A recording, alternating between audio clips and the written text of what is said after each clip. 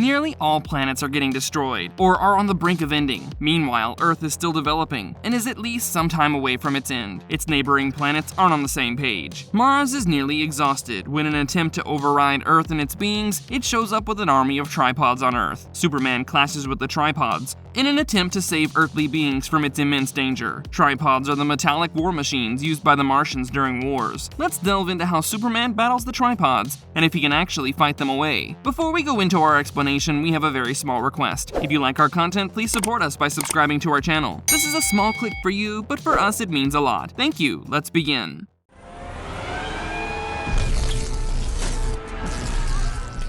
What are tripods? How powerful are they? Tripods are the fighting machines that were operated by the Martians. They first appeared as the fictional machines in a classic science fiction novel called The War of the Worlds in 1898. The same was made into a movie adaptation in 2005, wherein Tom Cruise starred as the main lead. The movie depicted the tripods quite similarly to the novel's description. They're so much talked about primarily because they can kill humans on a whim. Often they drain humans of their blood completely. Other times they burn them with powerful heat ray fired by the tripods. Sometimes the tripods teleport humans to their mothership to drain their blood later. In the Superman world, tripods are Martian war machines called the Thing. They're basically a military fighting weapon used specifically to erase everything in its way. The Martians used this weapon in their conquering of Earth. An interesting fact about these tripods is that Martians must operate them. The tripod has innumerable tentacles and offers retraction facilities to only one of the tentacles. That being the case usually when its heat ray is not being used. These tripods could basically do any kind of manual maneuvering, whether it was throwing people away, destroying trees, or firing cannons. Its hood sits the pilot and is pretty flexible in the movement. Talking about the tripod's body, it has 3 legs, which just serve the literal purpose. It also has a gun-like tube, which discharges black smoke canisters. This kills everyone who comes in contact with it. An interesting element in the body is the metal basket on the back. This basket holds the captive humans, usually captured by its tentacles.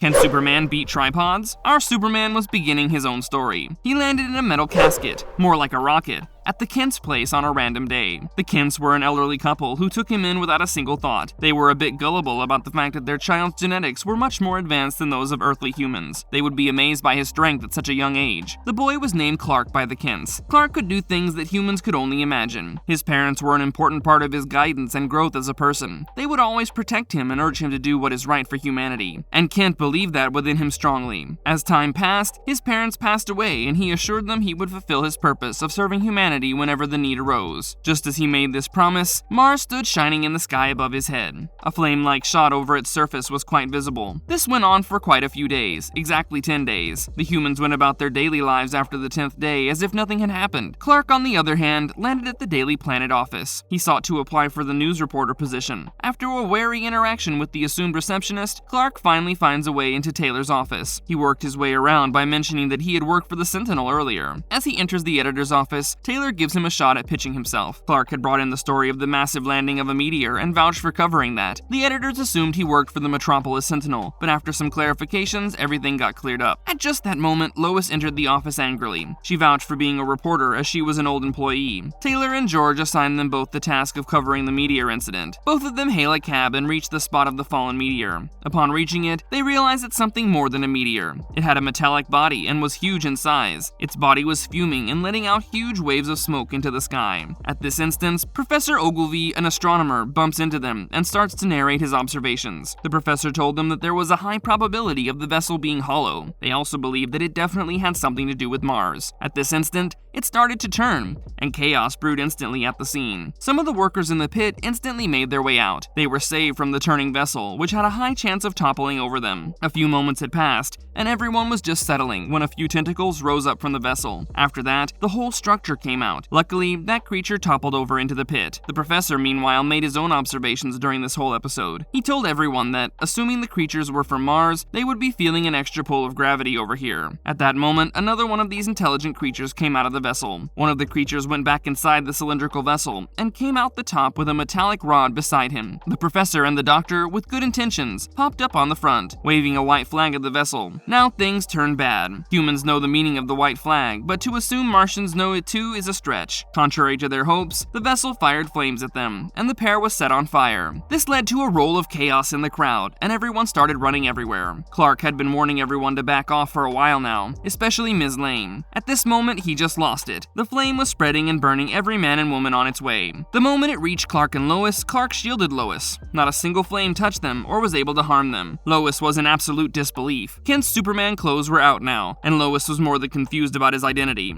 However, she wasn't scared of him. At that instance, the army arrived, and Lois sent out a sigh of relief. She informed them of the events that took place recently. The army decided to send in bombs into the pit to answer back. Suddenly, a tripod stood up and caught their attention, and 3 more joined the bandwagon. The army started to fire at these tripods, but nothing affected these fighting machines. Kent had had enough, and he knew that the army wasn't going to be good enough. He warned the army officials of the heat and to stand back. He jumped high in the sky and toppled exactly over the tripod, but the tripod fired a flame at him. He landed on his back on the ground, injured. The army knew now that Kent was special and was serving their country. Meanwhile, the army continued to fight the latest devils in town. Clark saved the army tanks and the people here and there. Sometimes he lifted the tanks over his head, and other times he just swooped in and moved them away from harm. Everyone was amazed by Kent's tactics. Kent finally took up a tank in his hands and raised it over his mighty head and launched it at the tripod's head. And it fell. It fell down brutally. The Earthlings definitely upped their score with this one. He went in and destroyed its Martian pilot and threw him all the way back into the sky. But the tripods were in action, and not a good one. They were heading toward Metropolis and destroying everything in their way. They destroyed the Metropolis Express and ruined it completely. It was reported that these tripods were so fast that their movement was compared to a running train. Meanwhile, a wary Dr. Luther approached Lois. She was in utter shock to see him alive. Dr. Luther had apparently saved himself from the Truce incident. He drives her away to his city-side laboratory to run a few experiments. The tripods were making their way further into the city. They had reached the West River and destroyed all Army combat planes and people. Clark swooped in from the sky and saved the falling soldiers. He then realized a bitter truth while serving his purpose. He realized that people feared him, just like his parents mentioned. It broke his heart, and he tried to soothe himself. He told the soldiers that trusting him is their only option currently. Clark then faced the tripod directly. One of its tentacles reached out to pull him into its grip. Clark, meanwhile, thinks of a different strategy to take this one down. He pulled the tentacle toward the metallic vessel and destroyed it again. The other tripod started firing canisters at the soldiers. These canisters weren't anything that people had seen yet. They would fly open onto the land and release black smoke. This black smoke is deadly to inhale and starts to kill everyone in a few seconds. Meanwhile, a tentacle grabs hold of Lois and burns off the top of Dr. Luther. A tentacle of a tripod also grabs a hold of Superman and takes him in. Humanity faced a brutal loss against the Martians. They lost the battle. More tripods flew to Earth's surface over time, and Superman was being tortured by these grisly creatures. As he opens his eyes, he sees Dr. Luther standing in his laboratory. Dr. Luther knew a lot about these creatures from Mars and was definitely not siding with humankind. He informed Clark that all the major cities and countries have been destroyed now. Dr. Luther told Clark that tripods usually communicate telepathically. He sides with the Martians and explains his reasons for doing so. He feels more loyalty toward them and seeks it as a better opportunity to control them and live longer. He then calls up Lois with the help of the Martians. Clark informs Lois of Luther's engagements. Then a discussion opens regarding Kent's whereabouts and where he actually comes from. Luther now shares his plans for Clark. The Martians won the battle against humankind, but lost to Earth's atmospheric bacteria. They couldn't survive it. However, in Clark's presence, they were able to stand up to it much longer. This could be credited to Clark's otherworldly presence as well. Luther wanted to test it out and develop a cure for the Martians to stop them from dying. Luther then performs a test on Clark using the Martian tools. He finds that Clark's blood has some antibodies that might actually prove useful to the Martians. He decided to share this information with them so they could develop it on a larger scale. He tells Clark that by now they must have already picked up on this information. Suddenly, a Martian pops up from behind them and grasps Dr. Luther. Lois grabbed a hold of a feeding pipe and thrashed it into the Martian, killing it for good. She saved Dr. Luther. He, on the other hand, had a major awakening. He decided to stop siding with the Martians and has now started to help Clark. Then Clark freed himself and started to fight off the Martians. The trio then tries to catch up with the released Martians. 2 of them had been injected with the serum, and Luther cracked how it must be helping them. Meanwhile, Clark was already onto the Martians and fighting them. Some people in the crowd ask Clark where he's from and why his overall name is S. He replies with much enthusiasm and tells them that it was on the blanket he came wrapped in, which had a triangle on it. He then proceeds to free those people. An interaction between Lois and Clark takes place amidst all the drama. Lois isn't yet ready to accept that Clark is one of the good guys. His birth and his not being human really bothered her. Lois asks for Clark's understanding and to give her some time. Clark accepts the situation for what it is. Suddenly, a heat ray gets shot up at people. Then Clark begins to defeat all the tripods in order. He takes them down steadily and bravely. He didn't give up fighting, even when he was injured or barely able to get up. His loyalty and his intention to serve humanity shine through until the end. Clark dies in the end, facing all the wrath of the Tripods. Dr. Luther duplicated the tactic used by Clark to kill off all the Martians. Lois and Dr. Luther got married. Dr. Luther then went ahead to become the Vice President of the United States. A statue of Clark Kent was erected in front of the League of Nations complex in Metropolis. The words engraved on its base credited Clark for who he was and what he did for humankind. In the end, Clark served his purpose and got what he truly wanted: acceptance and recognition of people as being good.